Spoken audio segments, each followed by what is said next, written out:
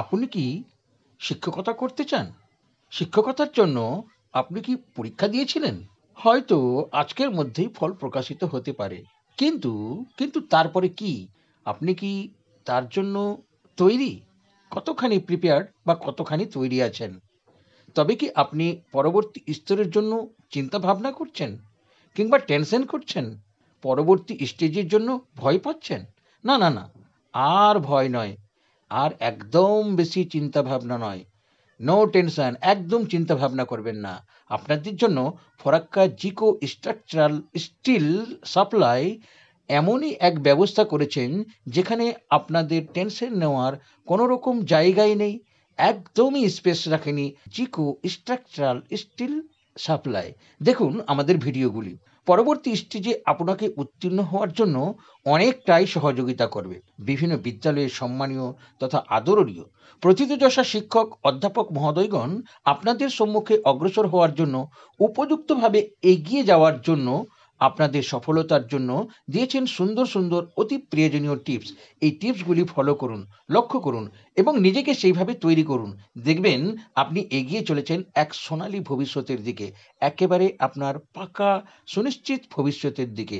আপনি যা চেয়েছেন, আপনি যেভাবে তৈরি হতে চেয়েছেন, একদম সেইভাবেই টিপস দেওয়া হয়েছে।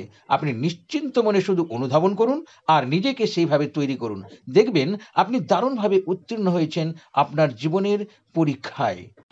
অন্তঃস্থল থেকে সালাম এবং নমস্কার। প্রথমে ধন্যবাদ জানাই এই যে আপনারা প্রোগ্রাম করার জন্য স্যারদেরকে।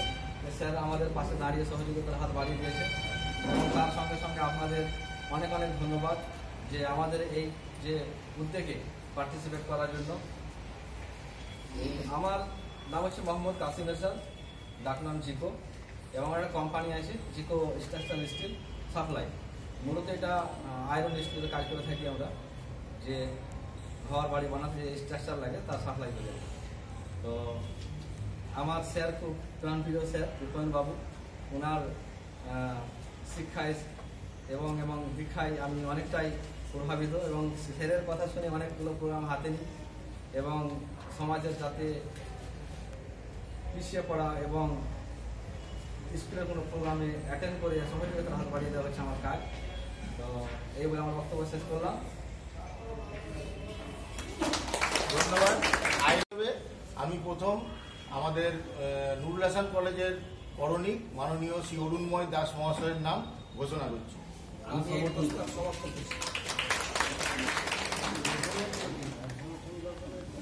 এখানে নম্বরটা দেওয়া হয়েছে। নবম দশমের রেজাল্ট এখনো বের হয়নি, যতটুকু আমি জানি নবম দশমের রেজাল্ট এখনো বের হয়নি। তবে নিজেরা জানে একটা যে কে কত পাবে সেটা সম্পর্কে মোটামুটি একটা নিজেদের মধ্যে একটা আইডিয়া আছে। সেই অনুযায়ী তারা আশাবাদী যে ইন্টারভিউ চান্স পাবে। তো ইন্টারভিউ চান্স পেলে তারপরে সেখানে কিভাবে ইন্টারভিউ দিতে হবে সেই ব্যাপারে যে উদ্যোগটা নেওয়া হয়েছে সেটা খুবই ভালো। এবং আমি চাইবো এটা আরো আগামীতে যখন এটা আরো রেজাল্টটা বেরিয়ে যাবে, যারা যারা সত্যিকারের ইন্টারভিউ চান্স পাবে তাদেরকে নিয়ে আরো একবার যদি এটা করানো যায় তাহলে আমার মনে হয় সেটা আরো ভালো হবে। হ্যাঁ, তো যাই হোক, আমি যারা প্যানেল বেরোনোর পরে আরো একবার যদি করানো যায়, হ্যাঁ, তাহলে খুবই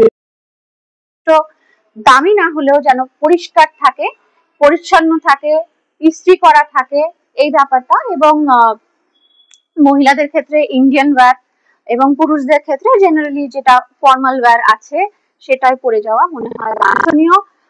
জুতো ক্ষেত্রে ফর্মাল শুজ, চপ্পল না পরে যাওয়াই তারপরে প্রশ্ন করে। তো সেখানে আপনারা যদি ফিনান্সিয়াল ব্যাকগ্রাউন্ডটা নিয়ে আসতে পারেন তাহলে ওটা আবার কিন্তু মিটিগেটেড হয়ে যাবে। তো সেটা ডিপেন্ড করছে আপনাদের সেটার ওপরে। তো যেটা বারবার বললাম যে ড্রেসিং স্টাইলটাও কিন্তু ম্যাটার করতে পারে। খুব দামি ব্যাগ বা খুব মানে ওই নানান কিছু চকরা বকরা লেখা টি শার্ট এগুলো অ্যাভয়েড করাই ভালো।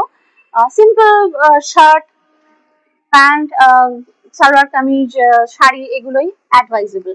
জেনারেলি মহিলাদের ক্ষেত্রে আই থিঙ্ক শাড়িটা প্রেফার করা হয়, তার জন্য আমি শাড়িটার কথা বলছি। তাহলে পোশাক পরিচ্ছদ, ভাষা, উচ্চারণ, কি বই পড়ছি, এবং ধরুন সিলেবাস থেকে যে ডেমো টিচিং দিলেন আপনারা, তো ডেমো টিচিং এর ক্ষেত্রে আমি তো আমার সাবজেক্টের কথাই বলবো অন্তত পক্ষে, যে সাবজেক্টের উপরে বা সাবজেক্ট রিলেটেড দুই একজন অন্তত পক্ষে, যেহেতু কলেজের টিচাররা থাকবেন, তো তারা জেনারেলি যেরকম ভাবে পড়ান বা যেটা এক্সপেক্ট করেন স্টুডেন্টদের থেকে, সেটা কিন্তু আপনাদের থেকেও এক্সপেক্ট করা হবে। শিক্ষক মন্ডলী এবং আমার প্রিয় কলিগ এবং আমাদের মূল উদ্যোক্তা জিকো বাবু রয়েছেন, এবং আমাদের ভাবী শিক্ষক প্রজন্মকেও আমি গুড আফটারনুন জানাচ্ছি। এবং আমি কিছু অল্প পয়েন্টার্স নিয়ে বলবো ভেবেছিলাম, তো মাস্টারমশাইরা অনেকেই ব্যাপারগুলো কভার করেছেন, তো আমি দু একটা ব্যাপার আবার বলতে চাইবো, যেগুলো আমার ব্যক্তিগতভাবে মনে হয়েছে যে প্রথমবার ইন্টারভিউ দিতে গেলে নাও জানা থাকতে পারে। তো যেমন আমাদের হিস্ট্রির মাস্টারমশাই বললেন, বাংলার মাস্টারমশাই বললেন, এবং জিওগ্রাফির মাস্টারমশাইও বললেন, যেমন আপডেট থাকা বা জানতে পারিনি, এই যুক্তিটা হয়তো সব জায়গায় নাও খাটতে পারে।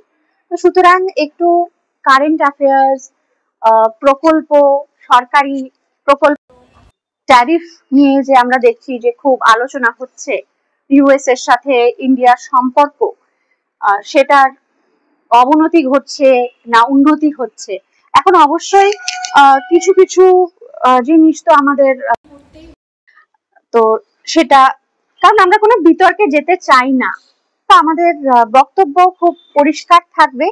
এবং কারেন্ট অ্যাফেয়ার্স, এআই নিয়েও কিছু প্রশ্ন আসতে পারে, এটা আমরা এক্সপেক্ট, বৈশিষ্ট্য এই নিয়েও প্রশ্ন আসতে পারে।